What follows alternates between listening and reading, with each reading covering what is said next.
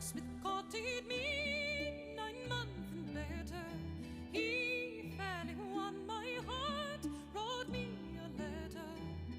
With his hammer in his hand, he looked quite clever. And if I was with Que my la vie love, soit, que I'd la live lumière soit, que les forever. bénédictions soient. À nouveau, Abyss Was my Adjiboye love pour une gone? brève communication. Dans la présente brève communication, nous allons nous intéresser à un dessin. C'est un symbole qu'on retrouve dans pratiquement toutes les traditions. Quand vous observez dans certaines familles les enfants dessinés ou les adolescents dessinés, ce dessin revient souvent. Il s'agit de quoi? Il s'agit d'un cœur ailé, d'un cœur qui porte des ailes. Vous avez certainement déjà vu une fois ou vous êtes certainement tombé une fois déjà sur un tel dessin. Nous allons donc nous intéresser à la compréhension de ce dessin. Dans la science des énergies, on en parle souvent sur cette chaîne et c'est sûr que vous en avez déjà parlé certainement et vous connaissez la science des énergies où on parle des points d'énergie le long de la colonne vertébrale, ces points d'énergie qui sont au nombre de 7, les principaux qui sont au nombre de 7. Dans la partie vitale, dans le côté éthérique de la colonne vertébrale. Cela signifie quoi? Cela signifie que si vous découpez physiquement la colonne vertébrale, vous n'allez pas trouver ces centres d'énergie parce que ces centres d'énergie With a figurent dans slanting la partie vitale one éthérique beat donc from head de to la colonne toe, vertébrale. it made a poor heart Au nombre tremble. de ces centres Then d'énergie, she on parle du chakra laughed, ou du centre d'énergie du cœur. dee-doo-dee-doo. Le chakra ou le centre d'énergie du cœur détermine une région ou un pont qui se retrouve entre les énergies sexuelles et les énergies donc célestes ou entre les énergies basses ou les énergies hautes. Quand on parle des énergies basses ou des énergies hautes, ce n'est pas pour déterminer un caractère d'infériorité ou de supériorité, pas du tout. Ou entre les énergies terrestres et les énergies célestes. Retenons simplement cela. Donc, ce pont qui se retrouve être la dimension de l'âme également, donc détermine et informe que l'âme peut descendre donc dans les dimensions basses et également monter vers les dimensions hautes ou les hautes sphères ou dans les dimensions célestes. Il est remarquable que l'homme, de par ses relations, de par ses activités, subit beaucoup de contraintes. Il s'agit alors de ces chagrins que nous vivons. Il s'agit de ces déceptions que nous vivons. Il s'agit de ces pressions que nous vivons. Il s'agit de ces rancœurs que nous entretenons, de ces malentendus que nous subissons ou que nous pensons subir dans la société. Donc, toutes ces déceptions et ces choses qui nous arrivent et nous mettent mal à l'aise, ces choses constituent des énergies qui agissent sur la dimension de notre cœur. Ainsi, il obstrue ce canal ou ce pont de la dimension du cœur et empêche nos énergies de circuler fluidiquement du bas en haut et du haut vers le bas. Nous n'avons donc plus une circulation fluide de nos énergies. En fait, cela pèse notre cœur. Vous voyez, c'est d'ailleurs ce pourquoi les maladies de cœur, on en parle souvent et beaucoup dans la société. Il faudrait donc s'intéresser à ce phénomène et y remédier. Une solution pour remédier à ce problème est de faire des introspections, mais des introspections sincères. Quand il vous arrive de vous isoler et de faire des introspections, vous devez être sincère et regarder ce qui vous chagrine et ce qui ne va pas en face. Laissez ces choses ressortir pour pouvoir alors accéder à leur acceptation et à leur libération. Si vous ne comprenez pas ces choses, si vous ne les acceptez pas, ces choses ne libèrent pas ce canal, ce pont-là, ou ne libèrent pas la dimension de votre cœur.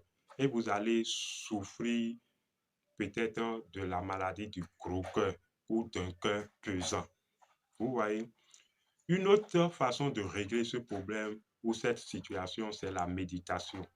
Vous devez vous entraîner à méditer. Souvent, quand on parle de méditation, les gens disent ou expriment qu'ils n'ont pas le temps. Mais si vous n'avez pas le temps, vous allez finir par mourir le cœur pesant et d'une maladie cardiaque. Vous devez vous donner le temps de vous occuper de votre cœur parce que les charges vibratoires que vous recevez dans la vie, compte tenu des relations sociales, ces charges sont non négligeables et ces charges souvent pèsent sur la dimension de votre cœur.